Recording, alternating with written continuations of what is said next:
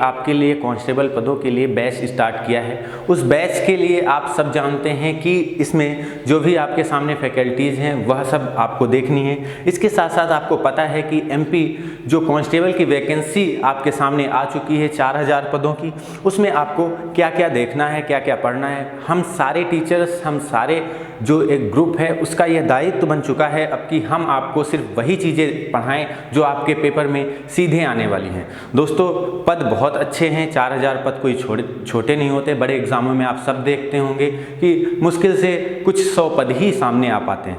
तो इसके लिए आप सबको तैयार हो जाना है, अपना पूरा माइंडसेट कर लेना है। देखिए, हमारे सामने कई सारे विकल्प होते हैं, लेकिन हम उन विकल्पों में किसी एक का ही चुनाव करते हैं। देखिए, अगर आपने अपने मन में किसी विकल्प को सोच रखा है तो आप उस पर आगे बढ़िए। वैसे हम आपको एक चीज़ बता रहे हैं, यह ऑफिशियल जो यूट्यूब चैनल स्टार्ट हुआ है, इसमें कांस्टेबल पद को लेकर आप बिल्कुल भी ये समझिए आशंकित मत होइए। आपके पास जो भी सोर्सेज हैं जिनसे आप तैयारी कर रहे हैं उन सब को अपने पास रख लीजिए। साथ ही साथ इस यूट्यूब चैनल से आप जुड़िए और अपने आप को एक बेहतर तैयारी की तरफ ले जाइए। हम सारे टीचर्स का यही दायित्व है कि हम लोग आपके लिए एक अच्छा माहौल तैयार कर सकें, एक अच्छा प्लेटफॉर्म दे सकें। इस चैनल की जो प्रासंगिकता है वह इसीलिए लगातार और बढ़ रही है बच्चों के बीच में, क्योंकि हम लोगों को जिस एग्ज़ाम के लिए तैयार किया गया है, डेडिकेटेड किया गया है, उस एग्ज़ाम पे ही फोकस रहता है। लगातार उसके सेट पेपर्स पे हम लोग काम किया करते हैं। इसके साथ साथ ही इसके सिलेबस को लेके हम सब लगातार इस पे मेहनत करते रहते हैं। उस मेहनत का ही रिजल्ट होता है जो हम आप लोगों से देखते हैं। आप लोग सेलेक्ट होते हैं, बताते हैं सर मेरा सिलेक्शन हो गया। इन सब से ही हम लोगों को एक और मोटिवेशनल जो फ़ायदा होता है उसको हम लोग लेकर के आगे बढ़ते हैं। दोस्तों, आप सब जानते हैं लक्ष्य ऑफिशियल ने आपके लिए एक बैच स्टार्ट किया है एमपी पुलिस का, जिसके लिए आप सब जानते हैं यह इसका आपके सामने सिलेबस दिया हुआ है। सिलेबस से आप देख सकते हैं कि एमपी पुलिस के कांस्टेबल पदों की 4000 वैकेंसीज आई है। सामान्य ज्ञान, गणित, विज्ञान और तर्क शक्ति, यह आपके 3 पार्ट के पेपर होंगे जिनमें आपको ध्यान रखना है। सामान्य ज्ञान का सबसे ज़्यादा बर्डन होगा, यानी इसमें 40 नंबर्स के क्वेश्चन आपके आने वाले। इसके साथ गणित और विज्ञान को 20 और 10 नंबर में यानी 30 नंबर में दूसरे सेक्शन को रखा गया। इसके साथ तर्क शक्ति को 30 नंबर का। तो इस तरह करके आपके 100 क्वेश्चन सामने होंगे जिन पे आपको लगातार मेहनत करनी होगी। हम लोगों का पूरा एक तरह से सहयोग रहेगा आपके साथ और पूरी उम्मीद रहेगी कि आप इन 100 क्वेश्चन पे काम करते रहें और इनको एग्ज़ाम में पूरी तरह से टैकल करें। इनको देखते हुए, क्योंकि एग्ज़ाम बहुत नज़दीक है, एक तरह से मान लीजिए प्रिपरेशन बहुत ब्रीफ है, आपको लंबी तैयारी भी करनी है। इसके साथ साथ सामान्य ज्ञान को एक बड़ा बर्डन माना जाता है, बड़ा पार्ट है, जिसके लिए हम लोगों ने 3 टीचर्स अवेलेबल करा रखे हैं।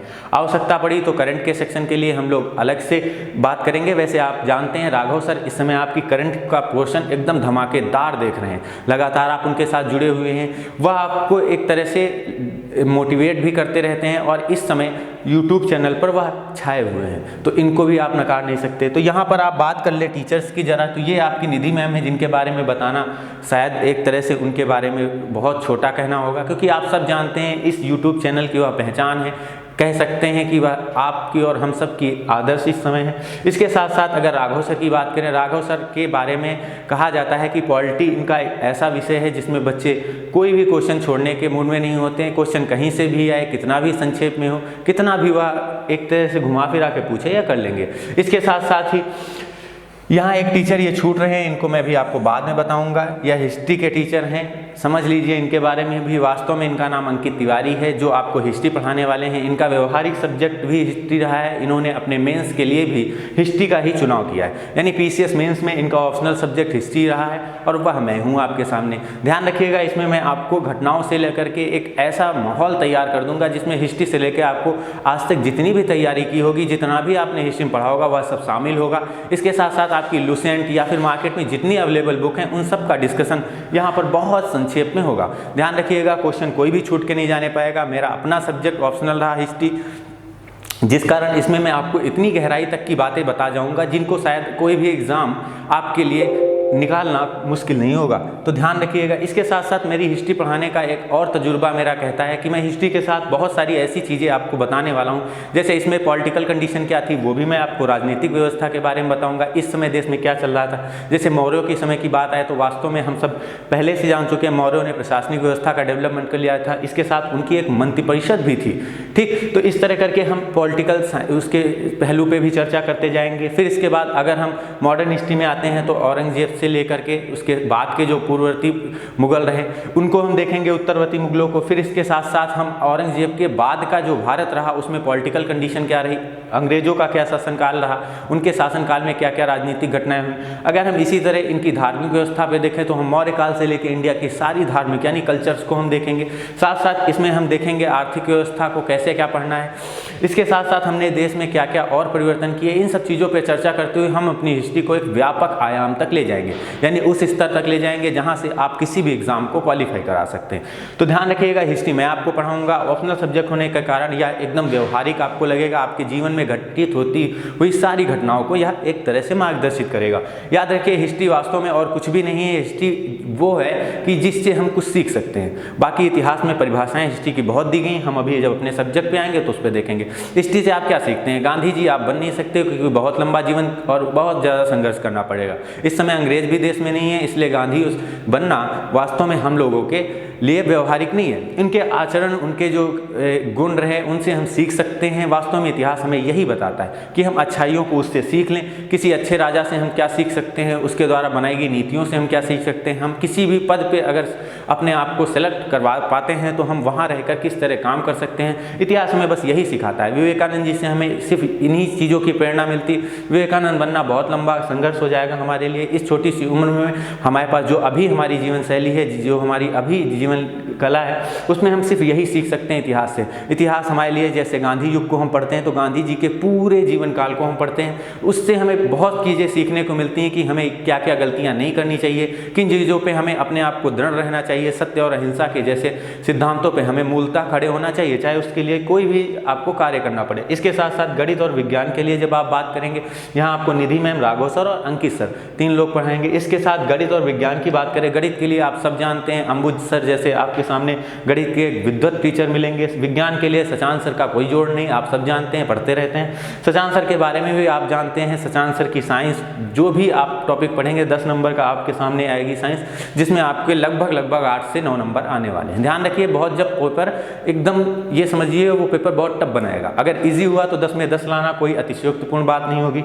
इसी तरह तर्क शक्ति में आप सब जानते हैं इसका पेपर इजी भी आता है। साथ साथ तर्क शक्ति के आपके अनिकेत सर आते हैं जो वास्तव में आपको बहुत लंबी तैयारी के लिए बताएंगे, बहुत अच्छे से समझाएंगे।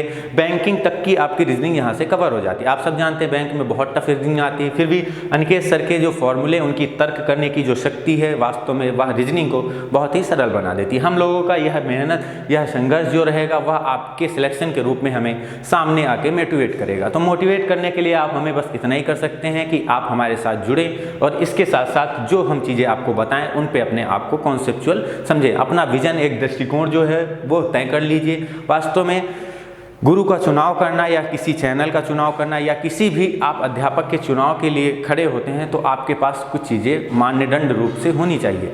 वह चीज़ें क्या होती हैं? आप गुरु का चुनाव करने अगर बैठते हैं तो वास्तव में क्या आपके लिए वह तर्क सारी चीज़ें पढ़ा पा रहे हैं जो इस समय व्यवहारिक हैं, जो आपके लिए महत्वपूर्ण है। इन चीज़ों को परखने के लिए आपके पास ऑब्जेक्टिव पेपर होना चाहिए। ऑब्जेक्टिव पेपर, जैसे मैंने हिस्ट्री पढ़ाई, आपको ऑब्जेक्टिव पेपर में उस टॉपिक को देखना चाहिए। क्या कोई ऐसा क्वेश्चन नया मिल गया कि जो सर ने शायद डिस्कस नहीं किया? तो देखिए क्या वास्तव में उन 10 क्वेश्चन जो जिस टॉपिक को मैंने पढ़ा है उनमें 10 में से क्या 9 क्वेश्चन आप कर पा रहे हैं? वास्तव में अगर कर पा रहे हैं तो मैं अच्छा पढ़ा रहा हूँ, अगर मैं नहीं करा पा रहा हूँ ये सब तो मेरा पढ़ाना आपके लिए कोई भी लाभदायक नहीं है। तो ध्यान रखिएगा, ये सब परखने के तरीके होते हैं। यह वास्तव में हम ये देखिए, ये बताना आपके लिए अपने पैर पे कुल्हाड़ी मारने जैसा है, लेकिन हमको अपने ऊपर पूरा कॉन्फिडेंस रहना है। हमें पता है कि आपके पेपर में क्या आने वाला है, किस तरह हमें पढ़ाना है। इन सब चीज़ों को हमें ध्यान में रख के हम पूरे जोश और पूरे होश के साथ इन सब चीज़ों पे काम करने वाले। ध्यान रखिएगा, हमारे जीवन का एक ही मूल स्रोत है, एक ही मूल कर्तव्य है कि हमारी कड़ी मेहनत, जितना हम कड़ा संघर्ष यहाँ कर लेंगे हमारे लिए ये लक्ष्य बहुत ही आसान हो जाएगा। जीवन में अगर आप संघर्ष करते हैं, किसी के प्रति आप ईमानदार होते हैं तो निश्चित ही आपकी सफलता तय हो जाती है। उठिए, जागिए और तब तक मत बैठिए जब तक आपका लक्ष्य न मिल जाए। APJ अब्दुल कलाम के इन सब सिद्धांतों पर चलते हुए विवेकानंद जी के सिद्धांतों पे चलते हुए हम आगे बढ़ जाते हैं। ठीक है, तो अब आपके सामने बहुत सारे जो टीचर्स इकट्ठे हुए हैं, इनके लिए आपको अलग अलग बैचेस में आपको अलग अलग टॉपिक पढ़ाया जाएगा। ध्यान रखिएगा, इसके लिए आपको 3 टीचर्स मिल रहे हैं। निधि मैम आपको MP GK स्पेशल पढ़ाएंगी, जिसमें वह पारंगत हैं। साथ ही साथ वह इस चैनल की पूरी तरह से एक तरह से गार्जियन है। ध्यान रखिएगा, इसमें आपको बहुत सारी चीज़ें सीखने को मिलेंगी। हम सब लोगों के लिए यह चैनल वास्तव में एक तरह ऐसा प्लेटफॉर्म बन चुका है जिससे जुड़कर हमें आज भी यह कहने में कोई दिक्कत नहीं होती कि वास्तव में एक दिन यह ऐसा चैनल होगा जो भारत में सबसे ज़्यादा सिलेक्शन दे रहा होगा। तो ध्यान रखिएगा, इससे जुड़कर आप ही यह महसूस करेंगे कि वास्तव में हमने किसी चैनल में कुछ पढ़ा था, किसी टीचर से कुछ पढ़ा था। तो इन सब बातों को ध्यान में रखते हुए हम अपने टॉपिक्स की ओर आते हैं। वास्तव में मैंने जैसे बताया आपको, मैं इतिहास आपको पढ़ाने वाला हूँ। इतिहास को पढ़ने के लिए मैंने आपको बताया इतिहास में क्या सिखाता है, हमारे जीवन पर क्या प्रभाव डालता है, यह इतिहास का मूल सार है। लेकिन किताबों में कुछ और मिलता है, तो हमें किताबों के लिए जो हमारे पास जो स्रोत हैं उनसे हमें कुछ और सीखने को मिलता है। तो इन चीज़ों को हमें ध्यान रखना है। इतिहास के बारे में कहा जाता है, जरा इसकी डेफिनेशन पे चर्चा कर लेते हैं, क्योंकि आप सब जानते हैं इतिहास जो होता है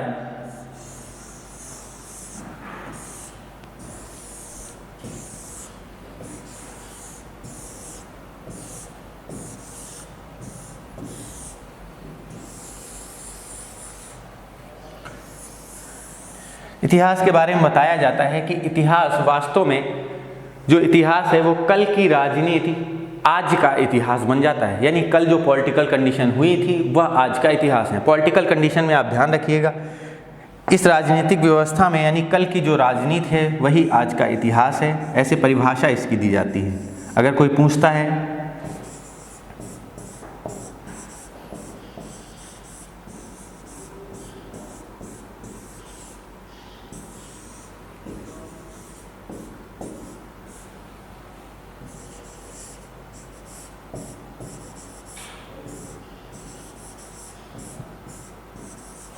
तो इस तरह आपको यह एक परिभाषा छोटी सी मिल गई।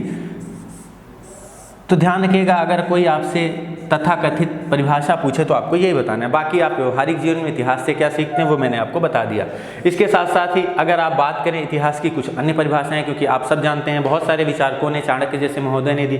चाणक्य ने बताया कि साहित्य और जो पॉलिटिक्स है, राजनीति, उन्हीं का योग इतिहास है। वास्तव में कई इतिहासकारों ने इस परिभाषा को नकार दिया, क्योंकि इसमें धार्मिक, भौगोलिक और आर्थिक जैसे पहलुओं की उपेक्षा की गई थी। वास्तव में राजनीति शास्त्र पर उन्होंने अर्थशास्त्र नामक एक पुस्तक लिखी थी। ध्यान रखिएगा, मैं बहुत सारी चीज़ें ऐसी होंगी जिनको मैं लिखाने वाला नहीं हूँ, वह मैं ओरल आपको बताऊंगा, जिनको आपको वीडियो पॉज करके, मेरा मानना ये है, मेरे विद्यार्थियों का भी ये मानना है, मैंने हर बैचेज में लगभग ये बताया कि वास्तव में आपको करना क्या है। करना ये है कि आप मेरे प्रति अगर कुछ करना चाहते हैं, मुझे कोई पुरस्कार देना भी चाहते हैं, तो बस इतना कर लीजिए, एक नोटबुक खरीद लाइए आप, इसके साथ एक अच्छा सा सुंदर पेन ले लीजिए, जिसपे मैं जो आपको बातें बताऊं उनको आप नोट करते चलिए। देखिए वास्तव में सुनने में बहुत अच्छा लगेगा, ये सब आपके लिए एक कहानी जैसा लगे। इतिहास इतना सरल मैं आपको बता दूंगा। देखिए, जब आप किसी चीज़ को किसी पुस्तक से पढ़ते हैं तो बहुत छोटा पढ़ते हैं, जिस चीज़ को आप समझ लेते हैं, उसकी फिगर एक माइंड में सेट कर लेते हैं, आपको बहुत आसान लगने लगता है। जैसे मैं आपको ग्राफ वाइज बहुत सारी चीज़ें बताऊंगा, इसके बाद मैप का सहारा लूंगा, उन सब चीज़ों से आपकी हिस्ट्री बहुत आसानी से तैयार होने वाली। अगर हो सके तो आप इंडिया का एक मैप सामने रख लीजिए, फिजिकल और पॉलिटिकल दोनों ही आपके सामने होने चाहिए, जिनसे आप बहुत सारी चीज़ें सीख सकते हैं। मैप का मतलब है कि आपके पास जो भी स्रोत हो मैप का, मोबाइल से भी आप देख सकते हैं, लेकिन वास्तव में अगर आपके पास पेपर मैप हो तो बेहतर माना जाएगा। ठीक, तो इसके साथ साथ ही ध्यान रखिएगा, साहित्य और राजनीति का जो योग है वह भी इतिहास चाणक्य जी ने बताया।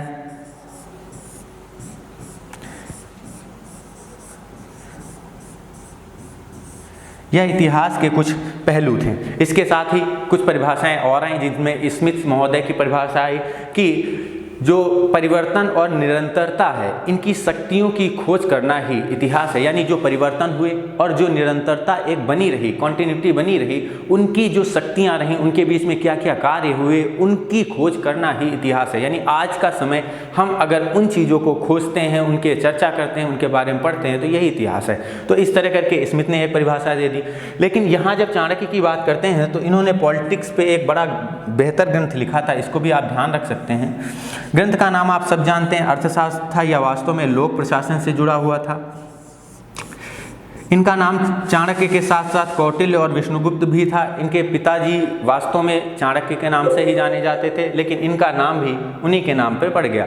आप सब जानते हैं नंद वंश में इनकी महत्वपूर्ण भूमिका रही, उसको हटाने पे सिकंदर के आक्रमण के समय इन्होंने देश के लिए जो किया वो कोई भी नहीं भूल सकता। हम उसकी कहानियाँ पढ़ेंगे। चंद्रगुप्त जैसे मोरपालक के बेटे को वास्तव में भारत का राजा बना देते हैं और स्वयं उसके निरीक्षक बन जाते हैं, यानी प्रधानमंत्री बन जाते हैं एक तरह से। उसके लिए उनको जो भी कहा जाए वो बहुत कम है, क्योंकि आप सब जानते हैं जो कड़ी मेहनत करके स्वयं अपने लिए सब कुछ तैयार करता है और बाद में अपने पद को त्याग देता है। तो वास्तव में ऐसे व्यक्तित्व को हम पढ़ेंगे। तो इन सब चीज़ों को देखते हुए हम अपने इतिहास को इस तरह परिभाषित करते हैं, यानी हम जिस सब्जेक्ट को पढ़ने जा रहे हैं उस सब्जेक्ट की यह कुछ परिभाषाएं हैं, 3-4 याद रखिएगा। लेकिन व्यवहारिक इसका विषय बस इतना ही है कि हम अपने जीवन पर इसका क्या प्रभाव डाल पा रहे हैं, यानी हमने इनसे क्या सीखा। हम राणा सांगा से क्या सीखते हैं, महाराणा प्रताप से, पृथ्वीराज चौहान से, इन सब से क्या सीख रहे हैं, इन चीज़ों पे महत्व हमें देना है। फिर इसके बाद इनकी घटनाओं को हमें देखना है, वह हम अपने सब्जेक्ट पे आते हैं। इतिहास के बारे में जब हम पढ़ते हैं तो इतिहास के बारे में हमें वास्तव में कुछ समझ लेना चाहिए। इतिहास का वर्गीकरण बड़ा मुश्किल होता है, आपके लिए भी होता होगा क्लासिफिकेशन करना आज के समय में, क्योंकि बहुत सारी घटनाएं बीच बीच में छूट जाती हैं। तो कुछ इतिहासकार अपने अकॉर्डिंग क्लासिफिकेशन करते हैं, जिनमें जो आज के समय में ऑथेंटिक माना जाता है मैं आपको उसको बताता हूँ। ध्यान रखिएगा, यह आपके सामने इतिहास का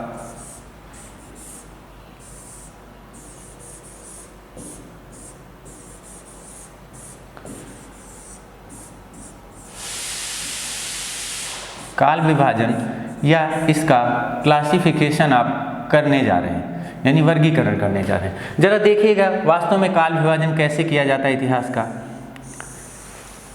इतिहास को कुछ हम इन रूपों में पढ़ेंगे। वास्तव में हमारा इतिहास जो स्टार्ट होता है वह पाषाण युग से स्टार्ट होता है, यानी पाषाण काल से हम इतिहास को पढ़ने वाले हैं। पाषाण काल के आप सब जानते हैं 3 पार्ट होते हैं, समझ लीजिए जरा, जिनमें आपको पाषाण काल के आपको 3 पार्ट मिलेंगे, जिनमें आपको पहला पार्ट पूरा पाषाण काल, दूसरा मध्य और तीसरा नवपाषाण काल के रूप में आपको पढ़ने को मिलेगा। तो इस तरह आप पाषाण काल के 3 पार्ट पढ़ेंगे। वास्तव में पाषाण काल का अगर आप टाइम टेन्योर देखें तो पाषाण काल 35,000 ईस्वी पूर्व यानी BC यानी बिफोर क्राइस्ट से शुरू होकर के यह 2500 BC तक खत्म हो जाता है। ध्यान रखिएगा, इसमें पूरा पाषाण काल की अगर आप बात करें तो यह 35,000 यानी जब से पाषाण काल शुरू होता है तब से लेके 10,000 BC तक का जो कालखंड आता है उसे आप पूरा पाषाण काल के नाम से जानते हैं। हम इनके बारे में चर्चा अभी बाद में करेंगे, पहले कालक्रम हम विभाजित कर रहे हैं, यानी इतिहास को शुरू से लेकर अंत तक हमें कहाँ कहाँ पढ़ना है, क्या क्या पढ़ना है, वो सब देख लेते हैं। फिर इसके बाद मध्य पाषाण काल की बात करें तो मध्य पाषाण काल को आप इसके बाद डिसाइड करेंगे, वह 10,000 BC से 5,000 BC के मध्य का कालखंड होगा। इसके साथ साथ ही अगर आप देखें तो नवपाषाण काल की बात करें तो नवपाषाण काल वास्तव में आपके सामने जब आएगा तो नवपाषाण काल आपका 5,000 BC से 2,500 BC तक का कालखंड आएगा। तो ध्यान रखिएगा, यह हमारे सामने इतिहास का पहला युग सामने आया है, जो पाषाण काल, पाषाण युग के नाम से जाना जाता है, जिसमें सारी जानकारियाँ सिर्फ पत्थरों से मिलती हैं। अच्छा, इतिहास के स्रोत के रूप में हमें अगर प्राप्त करना हो, यानी इतिहास के बारे में हमें ऑथेंटिक जानकारी प्राप्त करना हो, तो उसके लिए 2 स्रोतों की आवश्यकता होती है। पहला स्रोत आपके सामने वह होता है पुरातात्विक स्रोत, यानी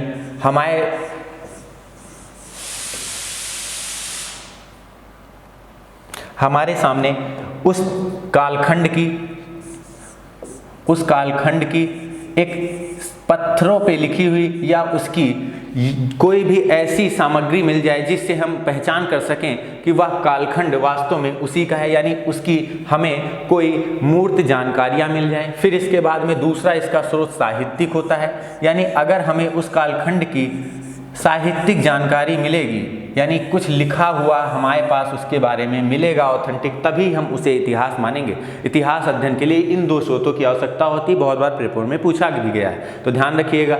इसके साथ साथ ही इन क्षेत्रों में जब हम आते हैं तो हमें सारी जानकारियाँ सिर्फ पत्थरों पर ही अंकित, कुछ भाषा भी नहीं समझ में आती, सिर्फ पत्थर ही मिलते हैं। इनमें हमें पत्थरों के ही हथियार, बर्तन, इन सब चीज़ों को मिलेंगे, तो इनसे हमें कुछ जानकारियाँ खास मिलती नहीं, इसलिए हमें इनको बहुत एक तरह से नॉर्मल वे में पढ़ना है। बस इन कालखंड की क्या क्या विशेषताएं रही बस उनको देखना है, किसकी कब खोज हुई यह देखना है। तो इस तरह हमने अपना पहला युग समाप्त कर लिया। इतिहास का जब दूसरे युग पे हम आएंगे तो वह हमारे सामने आ जाएगा सिंधु घाटी सभ्यता। आप सब जानते हैं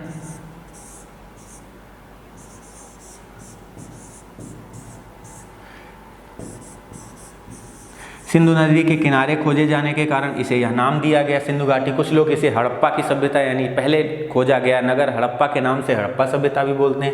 मोहनजोदड़ो इसकी जुड़वा राजधानी थी, इसलिए मोहनजोदड़ो की सभ्यता भी इसे लोग बोल देते हैं। तो इस तरह ताम्रपाषाण सभ्यता भी इसका नाम है, क्योंकि तांबे का यहाँ पर प्रयोग किया गया पहली बार, तो इसको भी आप ध्यान रखेंगे। फिर इसके बाद जब यहाँ पर बात करते हैं सिंधु घाटी सभ्यता की, तो इसका कालखंड अगर आप डिसाइड करेंगे तो ये 2250 BC से 1750 BC तक का कालखंड आएगा आपके सामने, तो ध्यान रखेंगे। यह आपके सामने कार्बन डेटिंग के आधार पर डिसाइड की गई डेट होती है, क्योंकि आप सब जानते हैं कार्बन डेटिंग के आधार पर जो डेट डिसाइड की जाती है वह जीवाश्मों की जो छाल होती है उनके क्षरण यानी उनके क्षय होने की जो रेट होती है उसके आधार पर डिसाइड की जाती है। जैसे मान लीजिए आपके पेड़ पौधे हैं, उनमें कितने साल पुराने हैं, इसको डिसाइड करने के लिए उनकी जो शिलाएँ होती हैं उनसे जानते हैं, जो उनकी सिराएँ होती हैं उनसे जानते हैं कि वह वास्तव में कितना पुराना है। तो इस तरह करके जब इसकी ऑथेंटिक डेट कार्बन डेटिंग के आधार पर पता की गई तो 2250 से 1750 के बीच में निकल के आई। इसके बाद जब हम इसका अगला युग देखते हैं अपने इतिहास का, सिंधु घाटी सभ्यता के बाद हम पढ़ेंगे अपना प्राचीन इतिहास। ध्यान रखेंगे, तो हमारे सामने आएगा इसके बाद का युग प्राचीन इतिहास यानी प्राचीन भारत, जिसको आप जानते हैं। प्राचीन भारत को पढ़ने के लिए आपको करना क्या होगा, इसको अगर आप टाइम टेन्योर में डिसाइड करें तो वास्तव में इसका जो प्रारंभ होता है वो वैदिक काल से होता है। वैदिक काल से इसकी शुरुआत हो जाती है। वैदिक काल आप सब जानते हैं 1500 BC से स्टार्ट होता है, यानी जब से ऋग्वेद की स्टार्टिंग होती है। फिर इसके बाद में इसकी अगर हम बात करें आगे तो यह हर्षवर्धन की डेथ यानी 650 AD तक चलता है। आप सब जानते हैं इसे एन्नो डोमिनी के नाम से जाना जाता है। अगर AD की बात करें तो AD को एन्नो डोमिनी के नाम से जाना जाता है। AD की शुरुआत वास्तव में ईस्वी सन जो आज का हमारा चल रहा है इसकी पहले दिन पहले वर्ष से शुरुआत मानी जाती है, जैसे 1 जनवरी सन 1।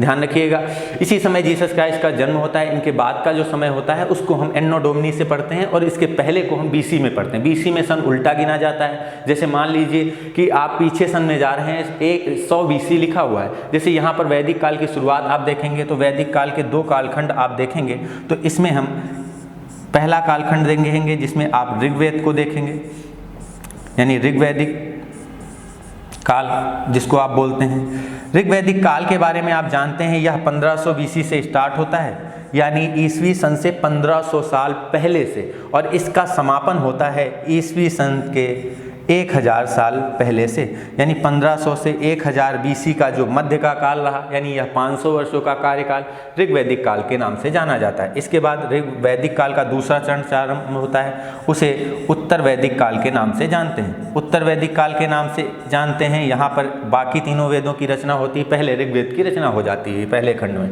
तो इसको हम पढ़ते हैं जब, तो यह 1000 BC से स्टार्ट होके यह 600 BC तक चलता है। ध्यान रखिएगा, तो इस तरह करके हम पढ़ते हैं। इसके बाद हमारे सामने कुछ कुछ वंश आ जाते हैं जिनमें हर्यक वंश, नंद वंश, मौर्य वंश, आगे चल के बहुत सारे वंशों की चर्चा करेंगे प्राचीन भारत में। फिर हम गुप्त काल को पढ़ेंगे और यहाँ आते आते हमारे पास फिर जो इसका अगला चरण होगा वैदिक काल में। आपने इतना देख लिया ये हिस्सा पूरा। इसके बाद का जो इतिहास 650 साल बाद का यानी ईस्वी सन का, उसको हम देखेंगे, उसमें गुप्ता एरा यह सब आएंगे। फिर इसके बाद यहाँ पर आपको 647 ईस्वी में, ध्यान रखिएगा यहाँ एक 647 ईस्वी का सन आपके सामने आएगा जब से प्राचीन भारत की समाप्ति मानी जाती है। 47 ईस्वी में आप सब जानते हैं हर्ष की डेथ हो जाती है, हर्षवर्धन की, और एक जो देश में केंद्रीय सत्ता होती वह कमज़ोर होने लगती है।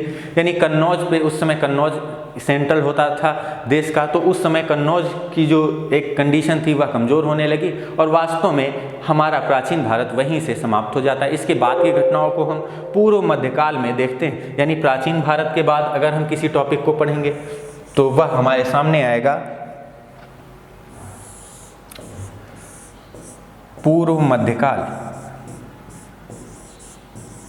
इसमें कुछ विशेषताएं रहीं तभी इसे मध्यकाल से अलग कर लिया गया। इसको भी हम जब इसको पढ़ेंगे टाइम को तब देखेंगे। इसकी जब शुरुआत मानी जाती है, आप सब जानते हैं पूर्व मध्यकाल की शुरुआत जैसे ही हर्षवर्धन की डेथ होती है उसके बाद से शुरू हो जाता है और यह 1200 ईस्वी मोटा मोटा ले लेते हैं क्योंकि आप सब जानते हैं 1206 में कुतुबुद्दीन ऐबक गद्दी पे बैठता है। यहाँ की घटना थी 1206 ऐबक गद्दी पर बैठा था। ऐबक के गद्दी के बैठने के साथ ही यह जो कालखंड था यानी पूर्व मध्यकाल था वो समाप्त हो जाता है। यहीं से फिर सल्तनत काल शुरू हो जाता है यानी मध्यकाल शुरू हो जाता है और यहाँ से गुलाम वंश की शुरुआत हो जाती है। तो इस तरह करके हमने पूर्व मध्यकाल को देख लिया। इसके बारे में जब आप देखेंगे इसके चरण में आएंगे तब हम इसको देखेंगे। फिर इसके बाद का जो कालखंड आता है उसे हम मध्यकाल के रूप में जानते हैं। इसे हम मध्यकाल के रूप में जानते हैं। मध्यकाल के रूप में जानते हैं, इसे पूर्व मध्यकाल से अलग कर लिया गया। इसके बारे में भी हम चर्चा करेंगे जब इसके टॉपिक्स को पढ़ेंगे। तो मध्यकाल को अगर आप पढ़ना चाहते हैं तो इसके दो भाग आप देखेंगे। वास्तव में इसकी शुरुआत 1200 ईस्वी मान लेते हैं क्योंकि 1206 से ऐबक गद्दी पे बैठा था, स्टार्टिंग वहीं से होती है 1200 ईस्वी से। फिर यह मध्यकाल 1707 ईस्वी तक चलता रहता है यानी औरंगजेब की जब तक डेथ नहीं होती। यहाँ पे ध्यान रखिएगा 1206 ऐबक गद्दी पर बैठेगा जिसके साथ ही मध्यकाल की शुरुआत मानी जाती है। याद करने के लिए आप इसे 1200 ईस्वी लिख सकते हैं क्योंकि इससे आपकी एक सोच क्षमता बढ़ जाएगी। फिर इसके बाद 1707 में जैसे ही आप औरंगजेब की डेथ देखते हैं, औरंगजेब की जब मृत्यु हो जाती है उसी से यह कालखंड समाप्त हो जाता है और मॉडर्न हिस्ट्री शुरू हो जाती है यानी आधुनिक भारत शुरू हो जाता है। मध्यकाल की जैसे ही बात करेंगे तो मध्यकाल के वास्तव में दो पार्ट हमें पढ़ने होंगे। तो यानी मध्यकाल जो हमारा है वो दो हिस्सों में पढ़ने को हमें मिलेगा। दो हिस्सों में पढ़ने से आशय है इसका पहला जो पार्ट हमारे सामने निकल के आएगा वो निकल के आएगा सल्तनत काल। सल्तनत काल में जितने भी आपको राजा मिलेंगे वह खुद को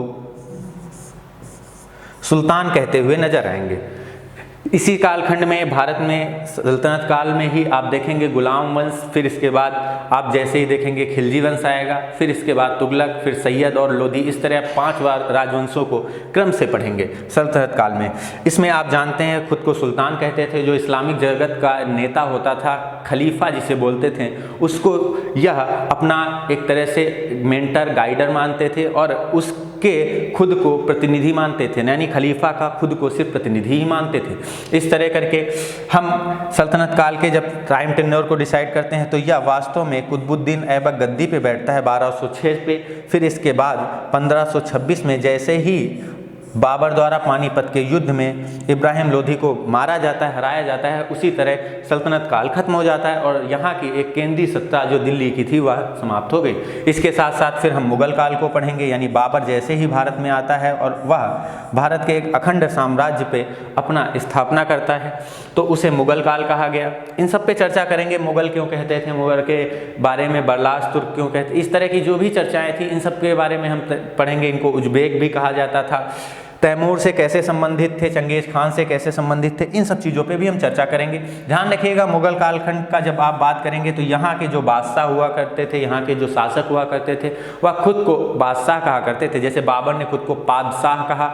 खलीफा के बारे में इन लोगों की मान्यता को दूसरी थी, खलीफा को यह कोई भी महत्व नहीं देते थे। ध्यान रखिए मुगल काल इसीलिए अलग पढ़ते हैं। बाबर ने जब भारत में अपना साम्राज्य स्थापित किया तो उसने किसी खलीफा को मान्यता देने से इनकार कर दिया। उसने कहा हम खुद पादशाह हैं यानी हम सॉवरेंट रूलर हैं, हमने किसी की खलीफा की कोई भी प्रतिनिधित्वता स्वीकार करने की आवश्यकता नहीं। तो इस तरह करके अब मुगल भारत में खलीफाओं का महत्व थोड़ा कम होगा। इसके साथ साथ जो हमारे देश में अकबर आता है, महान राजा जिसको आप पढ़ते हैं, उसमें वह खुद को कौमी बादशाह कहता है। कौमी बादशाह से आशय है यानी नेशनल रूलर, यानी राष्ट्र का एक तरह से बादशाह। कौम मतलब राष्ट्र, राष्ट्र का बादशाह।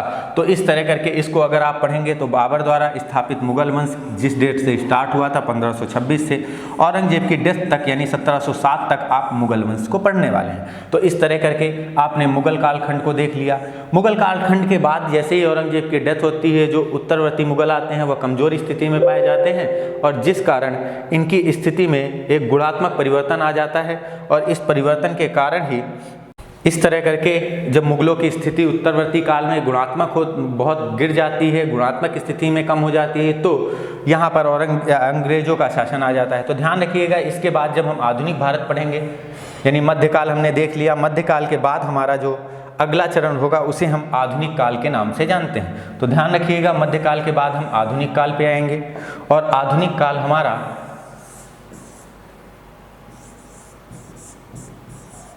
सारी आधुनिक चीज़ों के लिए जाना जाएगा। आधुनिक चीज़ों से आशय है नई नई चीज़ों को हम देखेंगे। यहाँ आधुनिक काल के बारे में बताया जाता है कि यह औरंगजेब की डेथ के बाद से 1947 तक पढ़ा जाता है। ध्यान रखिए, आपके विषय के नॉलेज के लिए मैं बता दूं, यूपीएससी इसे 1991 तक मानती है, यानी आज से देख लीजिए तो करीब 30 साल पहले तक का इतिहास को हम मान्यता देती है। तो ध्यान रखिए, क्योंकि 1991 में ही नई आर्थिक नीतियाँ आई थी, देश नए परिवर्तन से एक तरह से रूबरू हुआ था, इस कारण 1991, लेकिन आपके सिलेबस में 1947 तक है। आपको बस यहीं तक देखना है। इसकी बाद की जो घटनाएं हैं हम पॉलिटी में उनको एडजस्ट कर लेते हैं। जब पॉलिटी आप पढ़ेंगे तो इसके बाद की जितनी भी घटनाएं हैं आप पॉलिटी में संबंधित पढ़ेंगे। तो इस तरह करके आधुनिक युग की अगर बात करेंगे तो यह 1707 से 1947 के बीच की घटनाएं आ जाती हैं। फिर इसके बाद जब आधुनिक काल आप देख लेंगे तो यहाँ औरंगजेब की जब डेथ होती है उसके बाद आप उत्तरवर्ती मुगलों को देखेंगे। इसके बाद जब उत्तरवर्ती पेशवाओं को भी इन्हीं में आपको देखना है। इसके साथ साथ ही जब आप आगे बढ़ेंगे तो औरंगजेब जो था उसके जो उत्तरवर्ती मुगल थे उन्होंने कैसे दिल्ली में एक तरह से शासन करना छोड़ दिया, चले गए यहाँ से। फिर इसके बाद अंग्रेजों का आधिपत्य होता है, मराठे कमजोर शक्ति के रूप में रहते हैं, क्योंकि कुछ समय तक मराठे लगभग 100 साल तक अंग्रेजों के सामने एक प्रतिद्वंदी रहे, लेकिन अंततः वह कमजोर होते गए। कैसे यहाँ पर यूरोपीय कंपनियों का आगमन होता है, इस तरह करके हमारा जो आधुनिक इतिहास था वो समाप्त होता है। 1947 में देश के लिए आज़ादी होती है और यहाँ से ही हमारा आधुनिक काल समाप्त हो जाता है। तो इस तरह करके हमने एक खाका खींच लिया, जैसे कि आपको बताया गया कि गांधी जी का कहना था कि फर्स्ट स्टेप इज क्लियर। आपको इतिहास में मेरा ये पहला कदम था जिसके बारे में आपको क्लियर होना चाहिए। आप इस तरह कुछ पढ़ेंगे, इसका काल विभाजन करेंगे तो आप पहले पाषाण काल, फिर सिंधु घाटी सभ्यता। इसमें आपको दो चीज़ें समझ में आनी चाहिए, मैं आपको बता दूं। वास्तव में इतिहास के बारे में अगर कोई आपसे पूछे भारतीय इतिहास की कुछ कमियाँ बताइए तो आपको कमियाँ यही समझ में आई होंगी। यहाँ आप देखिए ज़रा, कोई भी चीज़ आपके सिलेबस से छूट के नहीं जाने पाने वाली, ध्यान रखिएगा। यहाँ आप देखिए, यहाँ जो हमारा नवपाषाण काल है वो 2250 यानी 2500 ईस्वी से ख़त्म हो जाता है 2500 ईस्वी से। तो यहाँ से लेके जो हमारा सिंधु घाटी सभ्यता स्टार्ट होती है 2250 बीसी से, इसके बीच में 250 वर्षों का जो ये अंतर है इसके बारे में इतिहास मौन रहता है। यहाँ पर जो ये आपको 250 वर्षों का 250 वर्ष का गैप दिख रहा है ना, इसके बारे में कोई भी ऐतिहासिक साक्ष्य नहीं मिलता है। कुछ इतिहासकार इसे तोड़ मरोड़ कर प्रस्तुत करते हैं। सिंधु घाटी सभ्यता में जब आप इनकी डेट देखेंगे तो आप खुद देखेंगे कितने कंफ्यूज हैं इतिहासकार। करीब 8 डेटें आपको पढ़ने को मिलेंगे, पेपर में पूछी जाती है, मजबूरी पढ़नी पड़ेगी। फिर इसके बाद इन्होंने बता दिया कुछ लोगों ने कि जो नवपाषाण काल खत्म हुआ जिस डेट से यानी 2500 बीसी से लेकर सिंधु घाटी सभ्यता की डेट यहाँ पर आटिकी होगी 1500 बीसी तक, यानी जब से वैदिक काल शुरू होता है। तो इस तरह करके कुछ ने यह डेट डिसाइड कर दी, लेकिन वास्तव में इसके बीच की जो घटनाएं थी वो एक भी नहीं बता पाते हैं, कुछ साक्ष्य मिले नहीं। इसके साथ साथ जब दूसरा इसका चरण आप देखेंगे तो यहाँ देखिए आप, सिंधु घाटी सभ्यता 1750 ईस्वी में खत्म हो जाती, जबकि वैदिक सभ्यता जो हमारी शुरू होती वह 1500 बीसी से शुरू होती। तो इस तरह करके इतिहास में इस बीच भी एक 250 वर्षों का जो अंतराल दिखता है, यानी यहाँ से लेके इस वैदिक कालखंड के बीच में जो आपको ये 250 वर्षों का अंतराल दिखेगा, यही दो ऐसे कालखंड हैं जहाँ पर इतिहास मौन रहता है और हमारे इतिहास की यह कुछ कमियां सामने आ जाती हैं। तो अगर आपसे कोई इतिहास में पूछे, वास्तव में अगर कभी आप इंटरव्यू तक फेस करेंगे तो आपको इन सब चीज़ों को देखने को मिलेगा कि इतिहास में क्या कमियां हैं, तो यही एग्जामिनर आपसे पूछना चाहता है। तो वास्तव में उसको इतना सब संक्षेप में सब समझाना पड़ेगा। देखिए, अगर आपको पढ़ना होता, बोलना होता, रटा आपको एक तरह से ये मैप होता तो आप एकदम ओरल बोल सकते थे। उसके लिए 1 मिनट चाहिए चाहिए था, यानी इंटरव्यू में यह सिर्फ 1 मिनट का प्रश्न था, लेकिन आपको यह सब चीज़ें समझनी थी। समझ लीजिए, इन चीज़ों को नोट कर लीजिए, भविष्य में आपके काम आने वाली। लगातार इनसे सब क्वेश्चन बनते रहते हैं, आप ध्यान ही रख सकते हैं। कैसे काल विभाजन को लेकर, मुगल काल कब से कब तक रहा, इन सब चीज़ों के प्रश्न बनते रहते हैं। तो अब आपके सामने अपने पेपर को लेकर एक चीज़ और ध्यान रखनी है। यहाँ पर जो क्वेश्चन आपके आने वाले हैं, आप सब जानते हैं आधुनिक काल से सबसे ज़्यादा आते हैं, क्योंकि इसकी लिखित जानकारी हमारे पास सबसे ज़्यादा है। इसके साक्ष्य हमारे पास ज़्यादा है, पुस्तकें भी हैं, और इसके जीवन काल को हम जी के भी देख चुके हैं, यानी अंग्रेजों के शासनकाल को हमारे भारतीयों ने फेस किया है, उन्होंने देखा है। इन चीज़ों को हमें अच्छे से समझ में आती है। मध्यकाल से इसके बाद अगर देखें तो नंबर ऑफ क्वेश्चन मध्यकाल के आते हैं। फिर इसी तरह अगर पूर्व मध्यकाल की बात करें तो यहाँ से भी कुछ राजवंश छोटे छोटे स्थापित होते हैं, जिन पर प्रश्न बन जाते हैं। इसके बाद अगर प्राचीन भारत की बात करें तो सिंधु घाटी सभ्यता से अच्छे क्वेश्चन आ जाते हैं। इसके साथ साथ ही गुप्त काल से, मौर्य वंश से भी कभी कभी क्वेश्चन पूछे जाते रहते हैं। इसके बाद अगर आप बात करें सिंधु घाटी सभ्यता, तो प्राचीन भारत में सिंधु घाटी सभ्यता से अच्छे खासे क्वेश्चन, इससे कभी कभार एक आधे क्वेश्चन पूछ लिए जाते हैं। आग की खोज कब की गई थी, मनुष्य शिकार पर कब निर्भर था, पशुपालन कब प्रारंभ किया, इस तरह के क्वेश्चन जो फैक्चुअल बनते हैं एक आधे लाइन के, वो यहीं से बन जाते हैं। कभी कभी ध्यान रखिएगा, प्राचीन भारत से नंबर ऑफ क्वेश्चन सबसे कम होते हैं। जो मिडवल होती है, मध्यकालीन भारत होती है, उससे क्वेश्चन ठीक ठाक आ जाते हैं। भारत जो हमारा आधुनिक भारत होता है, इससे सबसे ज़्यादा नंबर ऑफ क्वेश्चन आते हैं। तो हम सबसे पहले शुरुआत करते हैं आधुनिक काल से, कि यहीं से सबसे ज़्यादा क्वेश्चन आने वाले हैं, और इसके बारे में हम संक्षेप में पहले समझेंगे। फिर इसके बाद हम मिडवल पढ़ेंगे, मिडवल के बाद हम फिर इंसेंट पे आएंगे। ध्यान रखिए, जिस हिसाब से पेपर पूछना चाहता है आयोग हमसे, हम उसी हिसाब से तैयारी करेंगे। इस जगह हमें गुरुद्रोण और अर्जुन की जैसी रणनीति अपनानी चाहिए, क्योंकि आप सब जानते हैं गुरुद्रोण के बारे में बताया जाता है कि वह अपने शिष्य को मछली की, या फिर कह सकते हैं कि चिड़िया की आंख पर निशाना सिखाते थे। ध्यान रखिए, जब यहाँ पर द्रौपदी जी का विवाह समारोह चल रहा था, तो उस समय अर्जुन एकमात्र ऐसे धनुर्धर सामने आए जिन्होंने मछली घूमते हुए उस पर निशाना मार दिया था उसकी आंख पे। तो इस तरह हमारी दृष्टि होनी चाहिए, हमें प्रश्नों को कितनी गहराई से, कितने अच्छे से समझना है, गुरु द्रोण और गुरु अर्जुन की उस जोड़ी से समझना चाहिए। तो ध्यान रखिएगा, अर्जुन की तरह शिष्य बनिए और अच्छे से इन चीज़ों को समझते रहिए। मैं आपको अपने बारे में बता चुका हूँ, इन चीज़ों को समझाने के लिए आपको किसी और माध्यम की जरूरत नहीं पड़ेगी। पढ़ना हो तो आधुनिक भारत के लिए, क्योंकि हम आज से आधुनिक भारत स्टार्ट करने वाले हैं। ध्यान रखिएगा,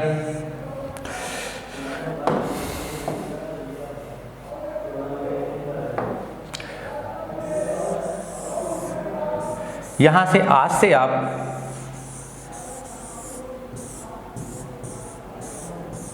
आधुनिक काल पढ़ने वाले हैं।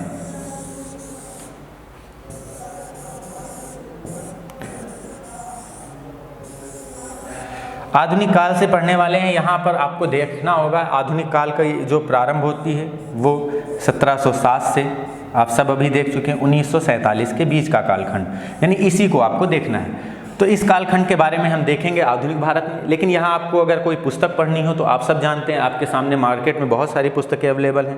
लेकिन अगर आप वन लाइनर फैक्चुअल के रूप में पढ़ना चाहते हैं किसी पुस्तक को, तो आप लुसेंट की तरफ अपना ध्यान आकर्षित कर सकते हैं।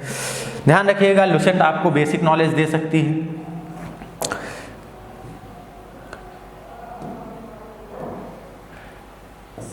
यहाँ आप लुसेंट का सहारा ले सकते हैं, ये आपको फैक्चुअल चीज़ें पढ़ा देगी। मॉडर्न हिस्ट्री की बात कर रहे हैं। इसके साथ साथ ही अगर आप मॉडर्न हिस्ट्री में ठीक ठाक कमांड प्राप्त करना चाहते हैं तो BL ग्रोवर की बुक आती है, उसको भी आप पढ़ सकते हैं। याद रखिएगा, BL ग्रोवर के बारे में कहा जाता है कि इनकी पुस्तक काफ़ी डीप में मानी जाती है और इनके द्वारा बनाई गई पुस्तक से आप किसी भी आयोग का एग्ज़ाम निकाल सकते हैं। तो इस तरह आप BL ग्रोवर साहब की पुस्तक भी पढ़ सकते हैं। इसके साथ साथ आप जिस एग्ज़ाम की तैयारी करने आए हैं, यानी MP पुलिस कांस्टेबल का, उसके लिए आपको एक सेट पेपर रखना होगा।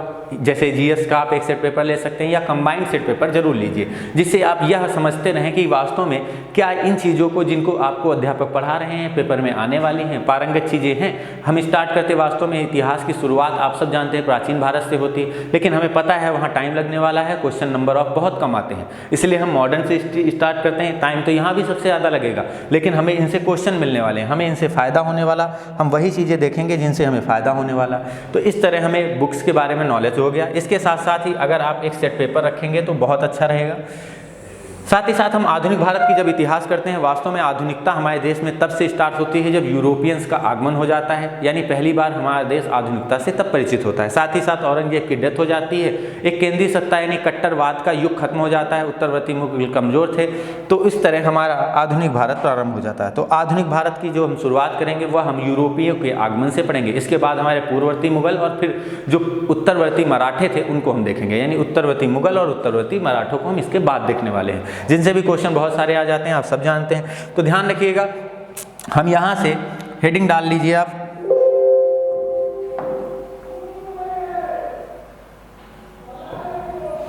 हेडिंग डाल लीजिए यूरोपियों का आगमन।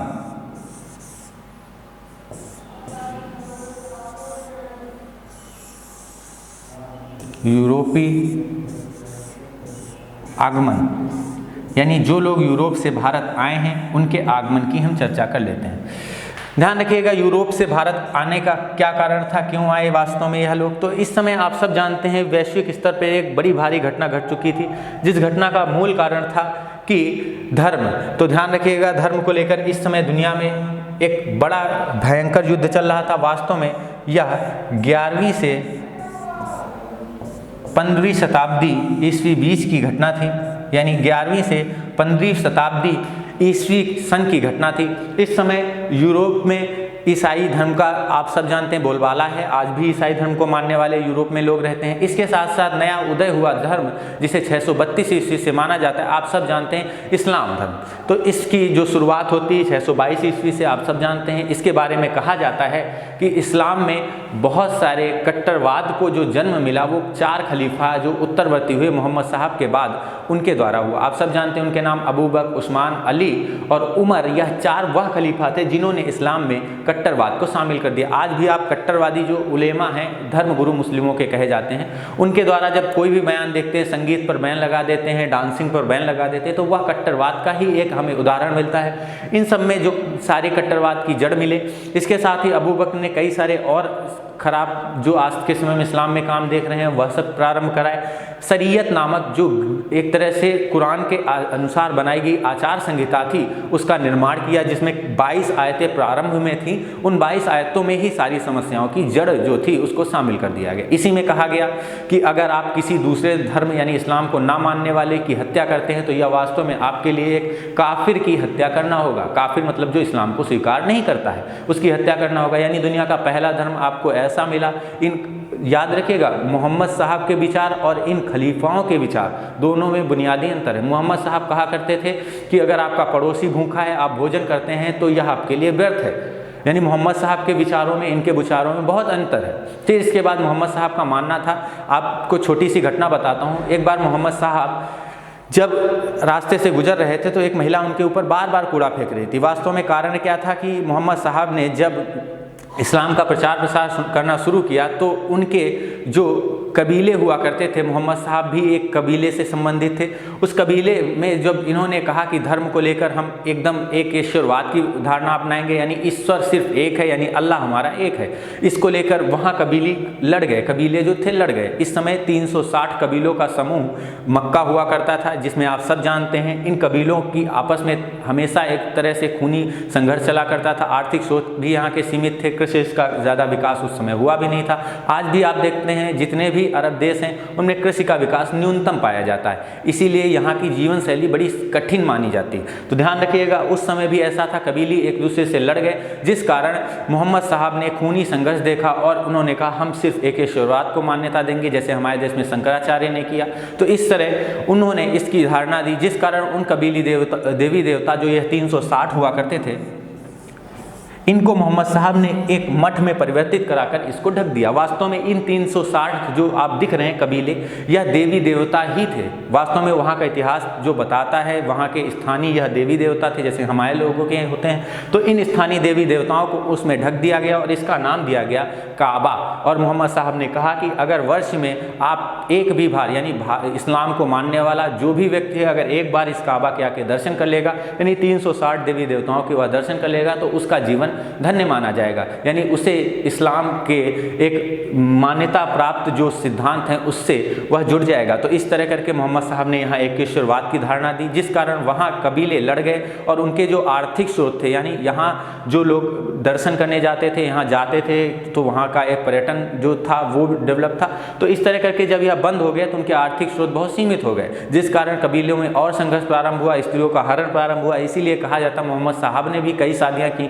इस्लाम में भी बताया गया, आप सब जानते हैं कुरान में 5 शादियों का उल्लेख, इसके बाद उन्होंने 16 शादियों का एक तरह से वर्णन किया है। ध्यान रखिएगा, शरीयत में बताया गया कि मोहम्मद साहब ने 5 शादियाँ की, लेकिन हदीस जो उनकी जीवन शैली पर लिखी गई पुस्तक है उनके अनुसार जो उनकी रचनाएं हैं, उनकी जो संकलन है हदीस बोला जाता, उसमें उनको बताया गया कि उन्होंने 16 विवाह किए हैं। तो इस तरह करके शुरुआत से ही बहुत सारी समस्याएं देखने को मिलती, यानी इस्लाम के जो हमारे बारे में बताए गए विचार थे तो वास्तव में यह थे। तो इस्लाम जो था वास्तव में यह था, कट्टरवाद की इसमें शुरुआत से ही जगह बन चुकी थी, क्योंकि शिया सुन्नी आपस में 2 मत बट गए थे। जो शिया लोग थे वास्तव में इनको बताया जाता, मोहम्मद साहब के नवासी थे जिनको आप पढ़ चुके हैं अभी, उनमें बताया गया जो 4 खलीफा शुरू में हुए थे, अबू बकर, उस्मान, अली और उमर। तो अली जो इसमें थे वास्तव में वह शिया मत को मानने वाले थे और वह मोहम्मद साहब के नाती थे। इसको आप कहें तो उनकी भाषा में नवाशी बोला जाता था। तो नाती थे, मोहम्मद साहब की गोद में खेले थे, मोहम्मद साहब के उदार विचार इनमें कूट कूट के भरे थे और इन्होंने शिया मत को मानना शुरू कर दिया। इसके बाद अबू बकर जैसे कट्टर खलीफा हुए, उन्होंने सुन्नी मत को मानना शुरू किया। वास्तव में वह मिल्लत यानी इस्लाम भाईचारे के आधार पर सत्ता प्राप्त करना चाहते थे। तो मोहम्मद साहब के बाद यह कुछ खलीफा हुए थे जिनके कारण इस्लाम में कुछ कट्टरपंथ सामने आए। आप सब जानते हैं ट्रिपल तलाक शरीयत में उल्लेख है, कुरान में इसका कोई उल्लेख नहीं। आप सब जानते हैं कुरान वास्तव में उसी तरह पवित्र है जिस तरह हमारे यहाँ गीता और रामायण पवित्र है। तो ध्यान रखिएगा, कुरान में कोई समस्या नहीं। आप कभी मौका मिले या कुछ भी आपके सामने ऐसा कोई कभी आए लक्ष्य, तो आप ध्यान रखिएगा, कभी इन सब चीज़ों पे एकदम अपनी सोच जो है या फिर आप पढ़ के भी देखेंगे तो यहाँ कोई समस्या नहीं नजर आएगी। तो इस तरह करके यहाँ पर यह संघर्ष शुरू हुआ। इसका प्रभाव जो था वास्तव में 15वीं शताब्दी आते आते, यह सब 7वीं शताब्दी की घटना थी, लेकिन 15वीं शताब्दी यानी 11वीं शताब्दी से शुरू होकर 15वीं शताब्दी तक यह घटनाएं यूरोप के प्रभाव में भी आ चुकी थी। यानी अब इस्लाम का प्रभाव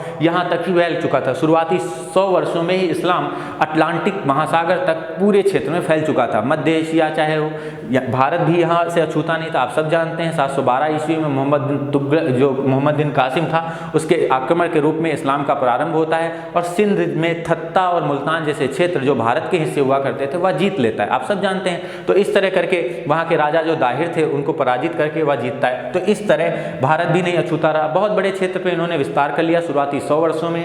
यहाँ पर भी इनका प्रभाव देखने को मिलता है। तो यहाँ जो शुरुआती संघर्ष प्रारंभ हुआ वो वास्तव में जो क्रॉस ईसाइयों का साइन होता और इस चांद से प्रारंभ हुआ। इन दोनों में एक अपनी कंट्राडिक्शन हुई, विवाद हुआ, जिसके कारण भारत से जो संपर्क मार्ग थे, तो इस तरह आप देखेंगे कि जैसे यहाँ पर यूरोपीय देशों में और इस्लाम के जो मानने वाले अरब देश थे उनमें संघर्ष प्रारंभ हो जाता है। इस संघर्ष को देखते हुए ही यहाँ पर एक ऐसी कंडीशन आ गई कि यूरोप में एक बड़ा भयंकर माहौल बन गया। ध्यान रखिएगा, ये आपके सामने अगर भारत मान लिया जाए, यानी यहाँ पर आपका ये इंडिया है,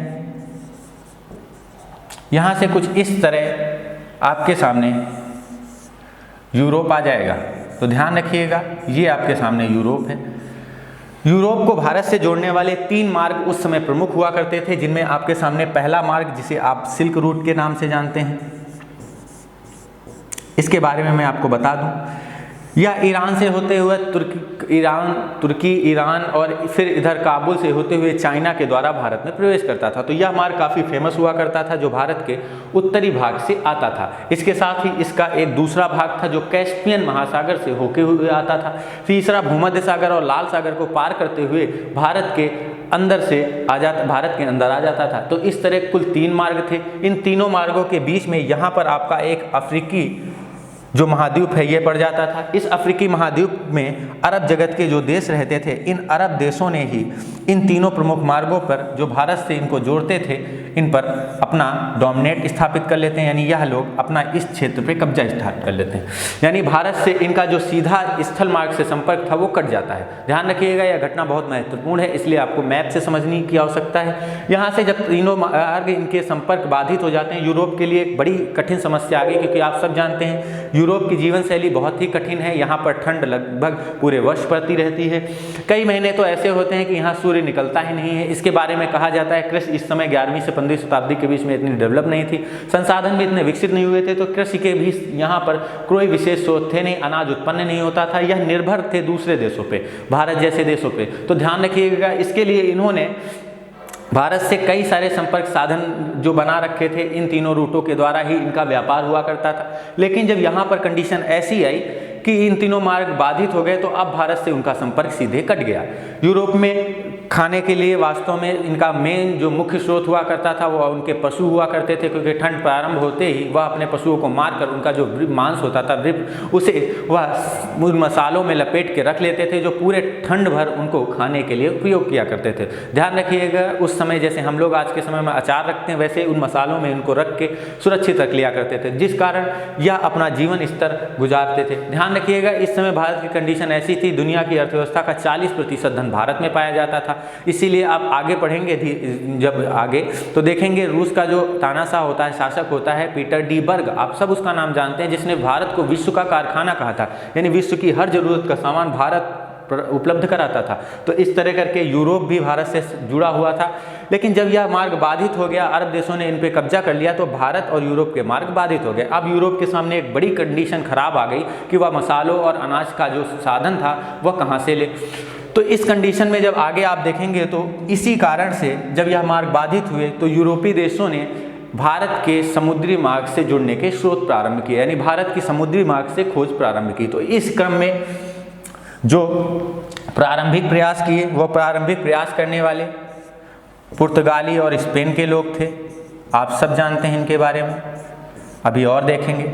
यह प्रारंभ करने वाले जो पुर्तगाली और स्पेन के लोग थे, इन्होंने इस दिशा में कदम बढ़ाया और भारत के साथ इन्होंने संबंध स्थापित करने के लिए समुद्री मार्ग को चुन लिया। इस समुद्री मार्ग के बारे में आप सब जानते हैं। पहली बार यहाँ से जो पुर्तगाली यात्री था, पुर्तगाली यात्री को भेजने वाला जो पुर्तगाल का राजकुमार था हेनरी फर्डिनेंड, याद रखिएगा इसका नाम, बड़ा जिज्ञासु प्रवृत्ति का व्यक्ति था। इसको द ग्रेट नेविगेटर के नाम से भी जानते हैं। जो हेनरी था उसको द ग्रेट नेविगेटर के नाम से भी जानते हैं, क्योंकि यह लगातार अपने अभियान भारत की तरफ भेज रहा था। ध्यान रखिएगा, इसने कोलंबस को पहले भेजा, लेकिन कोलंबस का जो कंपास था, ध्यान रखिएगा, कोलंबस को इसने पहली बार जब भेजा तो कोलंबस का कंपास उल्टा घूम गया और यह भारत आने के बजाय इधर की तरफ मुड़ गया। और यहाँ पर इसने, ध्यान रखिएगा, ब्राज़ील, अमेरिका जैसे देशों की खोज की, यानी यह अमेरिकी क्षेत्र में पहुँच गया। यहाँ से उसे अनाज, कॉटन, यानी यह सब चीज़ें मिली। इसके साथ साथ ही यहाँ से उसे कॉफ़ी जैसे चीज़ों का ध्यान मिला, कॉफ़ी जैसी चीज़ें मिली। तो इस तरह यहाँ का एक अलग इतिहास बन गया। कोलंबस के बारे में जब यहाँ के इतिहास को पढ़ेंगे तो वहाँ से मिलेगा। लेकिन इसके बाद ही पुर्तगालियों ने सोचा अब कोलंबस का अभियान असफल हो गया है, जिस तरफ भेजा था उस तरफ यह गया नहीं, गरम मसालों का क्षेत्र यह भी नहीं हुआ करता था, क्षेत्र सिर्फ भारत ही था। तो इसलिए यहाँ से इसने दूसरे अभियान को भेजा और यह अभियान इस व्यापक रणनीति के साथ भेजा गया कि आप सिर्फ समुद्र तटीय जितने देश हैं उन तटीय देशों के सहारे जाइएगा। ध्यान रखिएगा, जो वास्को डी गामा भारत आता है वो इन तटीय देशों के किनारे किनारे होते हुए भारत के दक्षिणी भाग से प्रवेश करता है। ध्यान रखिए, प्रवेश करने के क्रम में जब यहाँ पहुँचा तो यहाँ इसे अफ्रीकी देश सऊदी अरब से एक व्यापारी मिला, उस व्यापारी से इसका संपर्क हुआ। व्यापारी कुछ इस तरह संपर्क में आया था क्योंकि भारत की जो नावें उस समय बनती थी वह कुछ इस तरह हंस के आकार की बनती थी। यह सब वास्को डी गामा को पता था, भारत के बारे में उसने अध्ययन किया था, जिस कारण उसने तुरंत पहचान लिया कि यह भारत की ही नाव है। और यहाँ गुजरात का जो व्यापारी था अब्दुल मनीद,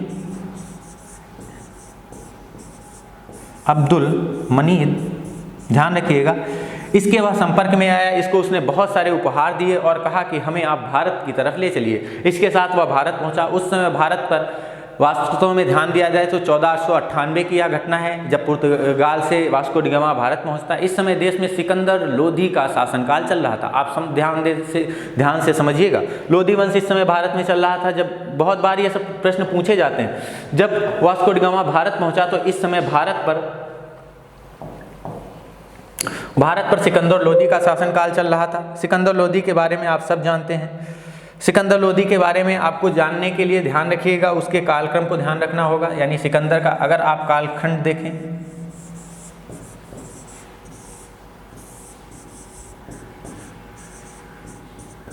यह 1489 से 1517 के बीच में भारत में अपना शासनकाल निर्धारित करता है और इसी बीच में वास्को डी गामा भारत आता है।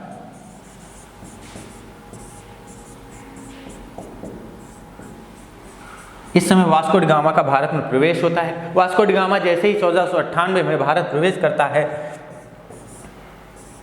उसे इस सिकंदर के एक कह सकते हैं कि अधीनस्थ शासक, वह वास्तव में शासक नहीं था, जैसे सूबेदार हुआ करते थे, क्योंकि शासक सिर्फ एक ही था उस समय, सिकंदर लोधी।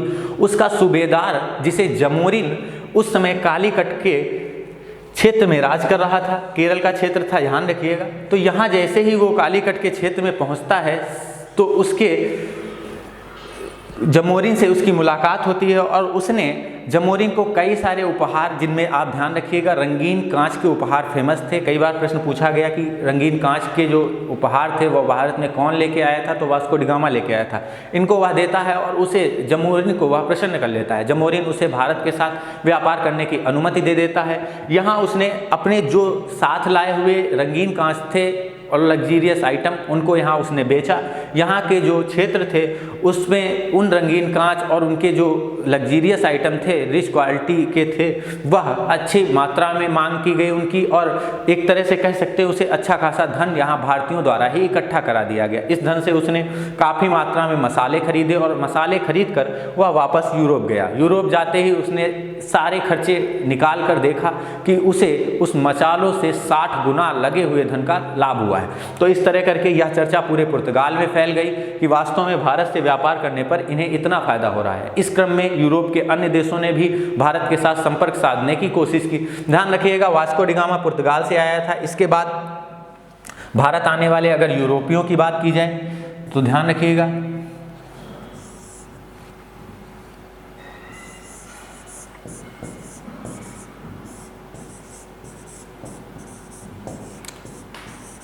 भारत आने वाले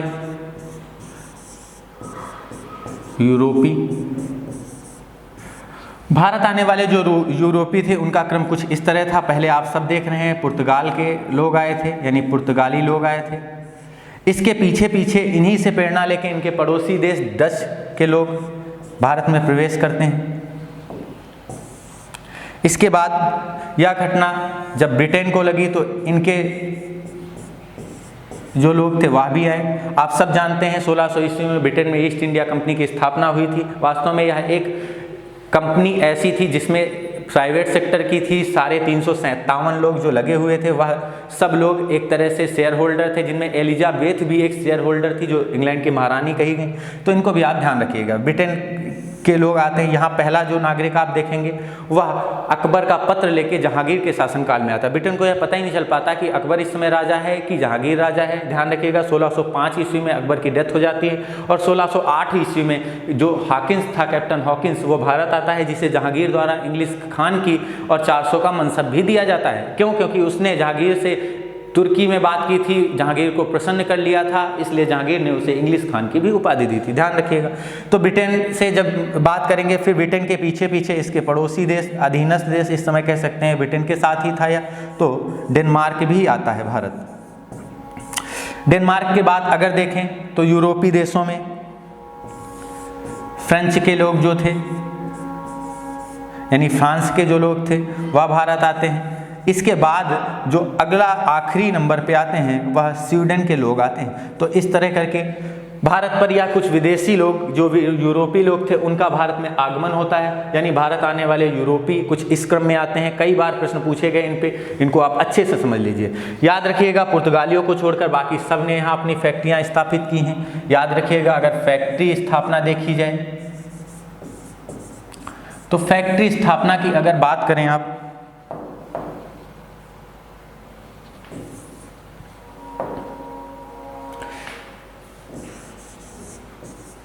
अगर फैक्ट्री स्थापना की बात करें तो फैक्ट्री स्थापना के क्रम में अगर आप देखेंगे तो पुर्तगालियों ने अपनी कोई फैक्ट्री नहीं लगाई थी। ध्यान रखिएगा, पुर्तगालियों ने पहली फैक्ट्री अपनी स्थापित की 1503 में, जब वास्को डी गामा दोबारा भारत में प्रवेश करता है 1503 में। लेकिन यह फैक्ट्री थी नहीं, यह एक दुर्ग था। आप सब जानते हैं कोचीन में स्थापित किया गया था, जो कालीकट के दक्षिणी तट पे था। वास्तव में यह जमोरिन के ही क्षेत्र में आता था। जमोरिन से इसके अच्छे संबंध वास्को डी गामा के हो गए थे, जिस कारण उसने जो जमोरिन था उसने वास्को डी गामा को 1503 में अपना एक छोटा सा यह दुर्ग दे दिया था, जिसे कोचीन का दुर्ग बोला जाता था। वास्तव में भारत में किसी विदेशी द्वारा स्थापित यह पहला एक दुर्ग था। ध्यान रखिएगा, अगर कोई क्वेश्चन इस तरह आपके सामने आता है कि भारत में पहला दुर्ग जो यूरोपियों द्वारा स्थापित किया गया, बाद में अंग्रेजों ने तो कई सारे स्थापित किए, लेकिन पहला दुर्ग जो स्थापित किया वो वास्को डी गामा ने कोचीन में स्थापित किया था। यह दुर्ग वास्तव में एक ऐसा साधन था, जैसे आज के समय में आप एक कोई रूम खाली ले लें, वहाँ पर आप दूसरों के आयात को खरीद कर लाएं, यानी दूसरों के उत्पादों को खरीद के लाएं और अपने उत्पादों को बेचें, यानी एक मध्य पत्तन के रूप में। आप सब सिंधु घाटी सभ्यता में बहरीन को पढ़ते हैं, जिसे मध्य पत्तन के रूप में उपयोग किया जाता था। भारत से जो व्यापार किया जाता था वो बहरीन जाता था, बहरीन से पूरे अफ्रीका में फैल जाता था, यूरोप तक वह जाता था। तो इस तरह करके आज के समय में भी जो कोचीन की फैक्ट्री वास्को डी गामा स्थापित करा, वास्तव में फैक्ट्री थी नहीं। फैक्ट्री के लिए कुछ मानदंड तय किए जाते हैं, यहाँ वर्कर होते हैं, मशीनरी होती, ऐसे कोई भी साधन नहीं थे, इसलिए इसको हम फैक्ट्री नहीं मानते हैं, इतिहासकार भी नहीं मानते हैं। इसलिए जो पहली फैक्ट्री स्थापित हुई उसको हम अंग्रेजों द्वारा स्थापित मानते हैं। तो इस तरह करके हमारे देश में फैक्ट्री की स्थापना का अगर क्रम पूछे तो पुर्तगालियों को छोड़कर बाकी सबने स्थापित की। हाँ, 1503 में जो वास्को डी गामा ने स्थापित किया वो दुर्ग था। ध्यान रखिएगा, वो सिर्फ आयात निर्यात के लिए स्थापित किया गया था, यानी भारत के मसाले उस दुर्ग में भर दिए जाते थे, वहाँ से वह यूरोप चले जाते थे और जो लग्जीरियस आइटम यूरोप से आते थे वह भारत के लिए बेचने के लिए उस दुर्ग में रखे जाते थे। तो इस तरह करके आपने फैक्ट्री के बारे में देखा। तो फैक्ट्री की स्थापना जब होती है तो इसमें सबसे आगे निकल आते हैं ब्रिटेन के लोग। ऐसा इसलिए हुआ क्योंकि आप सब जानते हैं हॉकिंस ने इस समय जहांगीर को प्रसन्न कर लिया, भारत के साथ उसके व्यापारिक संबंध स्थापित हुए और उसने पहली बार जहांगीर से फैक्ट्री स्थापित करने के लिए ज़मीन मांग ली और इस तरह ब्रिटेन के द्वारा पहली फैक्ट्री स्थापित की गई। इसके बाद तो झड़ी लग गई, डच के लोगों ने भी स्थापित किया, फिर डेनमार्क, इसी क्रम में आगे बढ़ते गए डेनमार्क के लोग, फिर इसी तरह फ्रेंच के लोग। ध्यान रखिएगा, जो फ्रेंच को मानने वाले लोग थे। इसके साथ साथ ही अगर आप बात करें आगे तो स्वीडन के लोगों ने 1731 में एक फैक्ट्री स्थापित कर ली थी। इसके बाद अगर डचों की बात करें, ब्रिटेन ने तो 1600 ईस्वी में ही ईस्ट इंडिया कंपनी की स्थापना कर ली, डचों ने 1616 में और फिर डेनमार्क ने 1662 ईस्वी में, इसी तरह फ्रेंच और फिर स्वीडन ने 1731 में अपनी फैक्ट्रियों की स्थापना की। यह सब अभी हम बहुत डीप में देखने वाले हैं, इन चीज़ों को ओवरऑल आप समझ लीजिए, क्योंकि जब आप इसके बारे में अच्छे से समझेंगे तो आप एक अच्छे स्टूडेंट बन जाएंगे। मेरा यकीन मानिए, इनमें कुछ भी ऐसा नहीं जो छोड़ा जा सके। अच्छे से पढ़ते रहिए। बाकी तो ये आज की क्लास जो है वह डेमो क्लास है, एक तरह से समझ लीजिए मोटिवेशनल क्लास है। ये सब जानकारी आपके सामने जो इकट्ठी हो रही है, इनको आप सिर्फ अपने माइंड में सेट करने के लिए ध्यान रखिए। वास्तव में मान लीजिए आज से आपके गुरु का चुनाव है, इसको आप समझेंगे खुद ही। फिर इसके बाद ये देखिए, कोई लेक्चर नहीं है अगर इस तरह आप सोचेंगे कि मैं इस टॉपिक को पढ़ा रहा हूँ, ऐसा नहीं है। आपके सामने सारी घटनाएं इसी तरह जुड़ती चली जाएंगी। आप अभी आगे देखेंगे तो सब इसी तरह है। हिस्ट्री बहुत आसान है, अगर आप मेरे साथ जुड़े रहें इसी तरह तो हिस्ट्री में कुछ भी ऐसा कठिन नहीं लगने वाला। अब इस क्रम में हमारे पास सबसे पहले भारत आने वाले यूरोपीय यात्रियों की बात करें तो पुर्तगाली थे। पुर्तगालियों के बारे में हम थोड़ा समझ लेते हैं। आप सब जानते हैं पुर्तगालियों के बारे में अगर कहा जाए तो वास्को डी गामा भारत आने वाला पहला पुर्तगाली था। कोई गलत तो बात नहीं है। वास्तव में जब मैंने बता दिया भारत कैसे पहुंचा था, इसका व्यापार कैसे हुआ था, दोबारा यह 1503 ईस्वी में आया था, पहली बार 1498 में आया, दोबारा यह 1503 में फिर आया भारत में। दोबारा इसने आया तो कोचीन में अपनी एक फैक्ट्री यानी वो दुर्ग स्थापित कर दिया था। ध्यान रखिएगा। इसके बाद जो पुर्तगाली यात्री आते हैं उनका इतिहास बड़ा डीप में पढ़ा जाता है, क्योंकि उनसे जुड़ी हुई कई सारी घटनाएं हैं। इसके बाद यात्री जो आता है उसे ध्यान रखिएगा, उसका नाम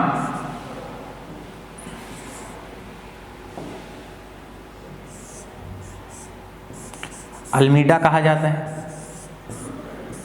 यह 1505 में आता है और 1509 के बीच में भारत में रहता है। ध्यान रखिएगा, इसने एक पॉलिसी चलाई थी जिसे ब्लू वाटर पॉलिसी कहते हैं। भारत आने वाला गवर्नर बनकर पुर्तगाली पहला व्यक्ति था, यानी पहला गवर्नर पुर्तगालियों का। ध्यान रखिएगा, इसके बारे में ध्यान रखेंगे ये सब पॉइंट। पहला गवर्नर था, इसने अपनी पॉलिसी स्टार्ट की जिसे ब्लू वाटर पॉलिसी के नाम से जाना जाता था।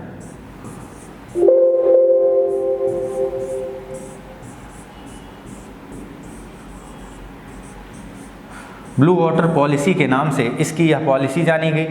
इस पॉलिसी का बड़ा एक संक्षेप में विवरण यह है कि आप सब जानते हैं इस समय अरब देशों ने भारत के तीनों प्रमुख मार्गों पर कब्जा कर लिया था जो यूरोप से जुड़ते थे। इसने ब्लू वाटर पॉलिसी स्टार्ट की और इसने अरब सागर पर पूरा कब्जा स्थापित करने की योजना बनाई। ऐसा किया भी, इसने अपनी सेना को बुलाया जो पुर्तगाल की थी और उसके द्वारा इसने अरब सागर पर पूरा कब्जा कर लिया। अब भारत से व्यापार करने के लिए पुर्तगालियों की अनुमति लेनी होती थी, यानी अब भारत से अगर कोई भी यूरोपीय देश या अफ्रीकी देश भारत से व्यापार करना चाहे तो उसे ब्लू वाटर पॉलिसी के तहत इस क्षेत्र में पुर्तगालियों से एक संधि करनी होती थी। इस संधि के तहत उसे 3 प्रकार के काम करने होते थे, ध्यान रखिएगा, जिसमें पहला कार्टाज था, दूसरा काफिले था, तीसरा अरमाडा था। इसके बारे में जरा समझ लिए। कार्टाज एक प्रकार का लाइसेंस होता था, जो पुर्तगालियों से यह लाइसेंस ले लेता था उनके जहाज इस क्षेत्र में लूटे नहीं जाते थे, बाकी अगर कोई नहीं लेता था उसकी कोई गारंटी नहीं होती थी। काफिले या समुद्री जहाज़ों का बेड़ा होता था, यानी यह जहाज़ों का बेड़ा होता था पुर्तगालियों का, जो इन बेड़ों में शामिल हो जाता था जहाज़, उसे पुर्तगाली उसके देश तक सुरक्षित छोड़ के आते थे, यानी जहाज़ों का बेड़ा था यह। जब आप सॉल्व करेंगे पेपर, मैंने इसीलिए ऐसा दावा नहीं किया, मैंने दावा तब किया जब आप इन सब चीज़ों को पढ़ेंगे, फिर आप कोई सेट पेपर सॉल्व करेंगे। मान लीजिए काफिले आ गया, अब आप काफिले क्या था सोचेंगे, कभी पढ़ाया ही नहीं इसमें, तो इस तरह चीज़ें ध्यान रखने वाली। अब जब जहाज़ों के बेड़े को आपने देख लिया, तो अरमाडा यह सैन्य बल था, ध्यान रखिएगा, जो पुर्तगाली सैन्य बल था, इसके द्वारा सुरक्षा दी जाती थी इन सब चीज़ों को।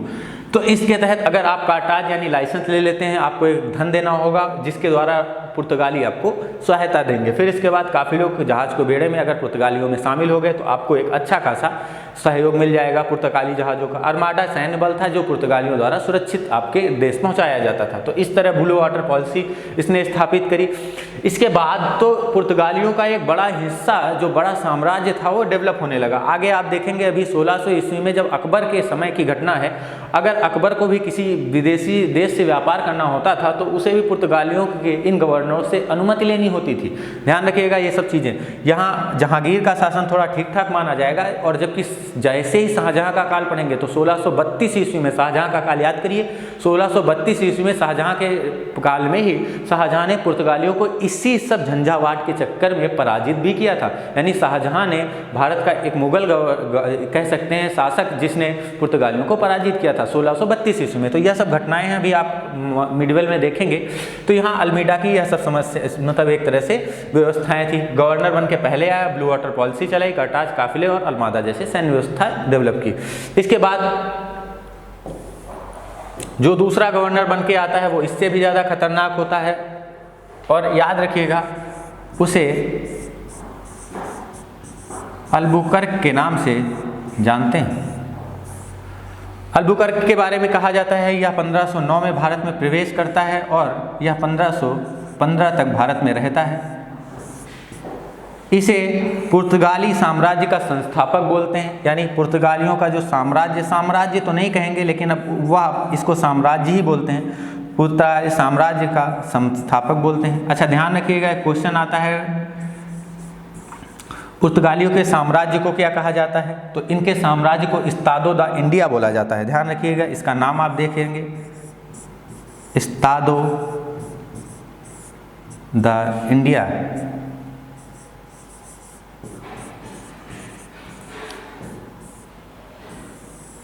इंडिया का राज्य क्षेत्र यानी इस्तादो दा इंडिया। तो इनके साम्राज्य यानी पुर्तगालियों के साम्राज्य को इस्तादो दा इंडिया कहा जाता है। यह संस्थापक था। इसने ही 1510 ईस्वी में, ध्यान रखिएगा, 1510 ईस्वी में गोवा को बीजापुर से छीन लिया था। ध्यान रखिएगा, बीजापुर से छीन लिया था। बीजापुर में इस समय आदिल शाह वंश का शासक था। इसका शासक था यूसुफ आदिल शाह, जिसने बीजापुर के क्षेत्र में राज कर रहा था और इसने गोवा को बीजापुर से अलग कर दिया। यानी ध्यान रखिएगा, जो अल्बुकर्क था उसने गोवा को बीजापुर से छीन लिया। बीजापुर का शासक इस समय यूसुफ आदिल शाह था, जो इस क्षेत्र को नहीं बचा पाया। तो इस क्षेत्र के बारे में आप देखेंगे तो यह इसकी कुछ विशेषताएं थी। अल्बुकर्क के बारे में कुछ और चीज़ें आप ध्यान रखिएगा। पुर्तगाली एकमात्र ऐसा गवर्नर आपको मिलेगा जिसने सती प्रथा पर रोक लगा दी अपने क्षेत्र में, ध्यान रखिएगा, यानी सती प्रथा पर इसने रोक लगा दी। सती प्रथा पर रोक के साथ साथ इसके शासनकाल में कई अन्य घटनाएं भी घटी, जिसमें आप सब जानते हैं दास प्रथा का इसमें काफ़ी योगदान रहा। यहाँ से भारत से जो दास बन के जाते थे उन्हें यूरोप में बेच दिया करता था, यहाँ सस्ते दामों में दास मिल जाते थे। फिर इसके बाद में आप दास प्रथा के बारे में सुन चुके हैं, एक घटना कही जाती है इसी समय की है, जैसे आप सब सुन चुके होंगे गंगा सागर की घटना। ध्यान रखिएगा, हम लोगों की मान्यता होती है सब तीर्थ बार बार, गंगा सागर एक बार। वो यहीं से प्रचलित है, दास बनाने की प्रथा से प्रचलित है, क्योंकि यहाँ पुर्तगालियों द्वारा, ध्यान रखिएगा, ये आज के समय का जो बंगाल है और यहाँ पर एक टापू पड़ता है जहाँ पर गंगा सागर स्थित है। यह जो क्षेत्र है यहाँ नाव से जाया जाता है, इसके बाद यहाँ पर नाव रुक जाती है और यह स्थल खंड का क्षेत्र होता है। यह 26 किलोमीटर की टोटल दूरी होती है। इस 26 किलोमीटर की दूरी को पैदल तय किया जाता था। इसी बीच में दास बना लिए जाते थे, जो यंग लोग होते थे गंगा सागर तीर्थ के दर्शन करने जाते थे। तो यहाँ पर दास बनाने के बाद क्योंकि याद रखिएगा जो क्षेत्र था यहाँ पर पुर्तगाली पूरी तरह से अपना आधिपत्य जमा चुके थे। पहले ही आपको बता चुके, अरब सागर पर उनका पूरा अधिकार हो चुका था।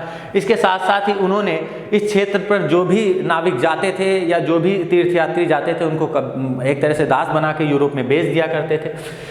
ये जो गंगा सागर की घटना है इसीलिए कहा जाता है कि सब तीर्थ करने के बाद वहाँ जाइए, या फिर ये कह लीजिए एक बार अगर आप गंगा सागर के दर्शन करके वापस आ गए तो आपको सब कुछ मिल गया। याद रखिए, क्यों? क्योंकि यहाँ से बच के मुश्किल होना था, आना मुश्किल था। वृद्ध लोगों को छोड़ दिया करते थे, लेकिन यहाँ पर जो यंग लोग थे उनकी कंडीशन काफ़ी ख़राब थी। तो यह घटना भी पुर्तगाल से ही जुड़ती है और यह कहावत भी प्रचलित हो जाती है कि सब तीर्थ बार बार, गंगा सागर एक बार। तो इसको भी आपको ध्यान रखना है। तो इस तरह करके पुर्तगालियों का यह एक साम्राज्य रहा, बीजापुर को इसने जीत लिया। इसके शासनकाल की अन्य प्रमुख घटनाएं जो विशेष महत्व नहीं रखती हैं वो आपके पेपर के लिए इंपॉर्टेंट भी नहीं। इसके बाद ध्यान रखिए, जब बात करेंगे नीनो डी उन्हा की, इसके बाद पुर्तगाली गवर्नर बनता है, तो इसने एक और घटनाक्रम स्टार्ट किया। इसने जो गोवा अभी तक बीजापुर से छीना गया था उसको इसने राजधानी बना लिया। अब गोवा इसकी राजधानी बन गई पुर्तगालियों की, और यह बनी थी 1529 में। तो ध्यान रखिएगा, यह 1529 में बनी थी। तो अब गोवा को राजधानी बनाने वाला नीनो डी उन्हा। इस तरह के करके प्रश्न आपके सामने आते रहते हैं, तो इनको भी आपको ध्यान रखना है। इसके बाद में जब पुर्तगालियों के बारे में पढ़ते हैं तो कुछ ज़्यादा खास मिलता नहीं। ये भारत के तटीय क्षेत्रों पर ही केंद्रित रह गए, यानी इन क्षेत्रों पर ही केंद्रित रह गए, क्योंकि इनका मुगलों के साथ टकराव रहता था। टकराव का कारण यह था कि यह ईसाई को मानने वाले लोग थे और मुगल इस्लाम को मानने वाले लोग थे। आप सब जानते हैं बाबर कितना कट्टर एक तरह से शासक कहते हैं उसको। इसी तरह जब बाद में आप देखेंगे औरंगजेब, तो इन सब शासकों में उसकी जो एक छवि थी वो पुर्तगालियों से मैच नहीं खाती थी। पुर्तगाली इस्लाम को अपना एक शत्रु मानते थे। आप सब जानते हैं इस्लाम से ही उनका बुनियादी अंतर था, जिस कारण भारत की खोज हुई थी समुद्री मार्ग से। तो उनके जो रास्ते थे यूरोप से भारत के जुड़ने वाले वह सब कर चुके थे इन्हीं इस्लाम धर्म को मानने वाले। तो इनके कारण वह उनका पुर्तगालियों का जो था उनका मुगलों से टकराव रहता था और मुगल पूरे भारत पर डोमिनेट करते थे, जिस कारण यह अंदरूनी भाग पर प्रवेश नहीं कर पाए जैसे कि अंग्रेजों ने किया। इसके बाद अंग्रेजों को एक संरक्षण मिल गया मुगलों से जहांगीर के शासनकाल से, जिसके वह भारत के संपूर्ण क्षेत्र पर अपना आधिपत्य जमाने लगे। धीरे धीरे करके अंग्रेज मजबूत होने लगे और पुर्तगालियों को उन्होंने अंततः फाइनली एक ऐसी संधि के लिए मजबूर कर दिया कि पुर्तगाली कुछ भी नहीं कर सके। याद करिए उस संधि को, जब आप जानते हैं चार्ल्स का विवाह रानी कैथरीन से, पुर्तगाली राजकुमारी थी, उनसे कर दिया गया। ध्यान रखिएगा, चार्ल्स सेकंड का विवाह कैथरीन से कर दिया जाता है। तो पुर्तगालियों का जो क्षेत्र बॉम्बे था, ध्यान रखिएगा पुर्तगालियों का क्षेत्र था बॉम्बे। इसी समय पुर्तगालियों को अंग्रेजों को देना पड़ता है दहेज के स्वरूप। और अंग्रेज जो चार्ल्स था उसने ईस्ट इंडिया कंपनी को इसे ब्याज के रूप में दे दिया, यानी इसका उपयोग तो करिए आप बॉम्बे का, लेकिन इसका टैक्स आप हमें दीजिए।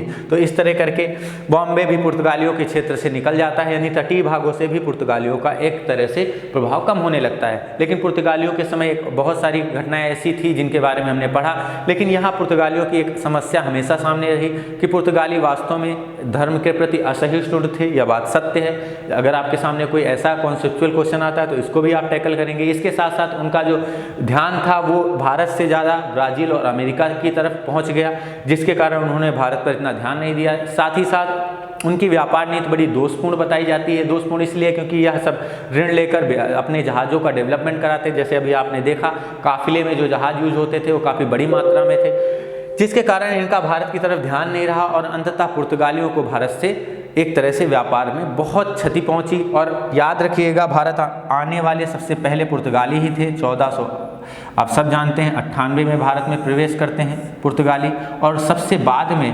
1961 में यह भारत से जाते भी हैं। ध्यान रखिएगा यह भारत से जाने वाले सबसे बाद में यूरोपीय थे, जिनको आप सब जानते हैं जब गोवा को भारत ने छीन लिया पुर्तगाली वहाँ से भी भगा दिए गए। तो इस तरह करके भारत पुर्तगालियों के प्रभाव से सबसे बाद में मुक्त हुआ। इसके साथ साथ पुर्तगालियों से जुड़ी कई अन्य घटनाएं भी आप सब देखते हैं, जैसे भारत में प्रेस का विकास पुर्तगालियों की ही देन है। इसके साथ साथ ही भारत में जो शुरुआती तीनों ईसाई मिशन आए थे, शिष्टमंडल आए थे ईसाइयों के अकबर के शासनकाल में, वह ईसाइयों द्वारा ही लाए गए। यानी यूरोप के द्वारा भारत में भेजे गए पहले तीनों शिष्टमंडल इन पुर्तगालियों द्वारा ही भेजे गए। अकबर के शासनकाल में ही आप सब जानते हैं यूरोप से ही आए थे। इसके साथ प्रेस का विकास हुआ। आज के समय में अलमीरा और अलमारी जैसे शब्द आप सुनते हैं वह पुर्तगालियों की ही देन है। इस तरह करके भारत पुर्तगालियों के प्रभाव से काफ़ी समय तक प्रभावित रहा।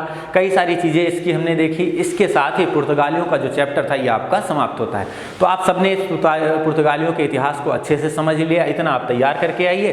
फिर इसके बाद हम अगली क्लास कंटिन्यू करेंगे अगले सेशन से, जिस तरह इसका शेड्यूल बनेगा।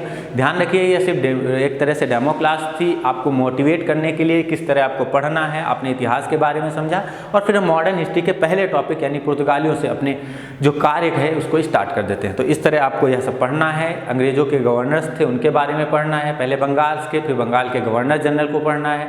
इसी तरह आपको भारत के गवर्नर जनरल को पढ़ना है, फिर वायसराय को पढ़ना है, भारत के शासनकाल की पढ़ना है।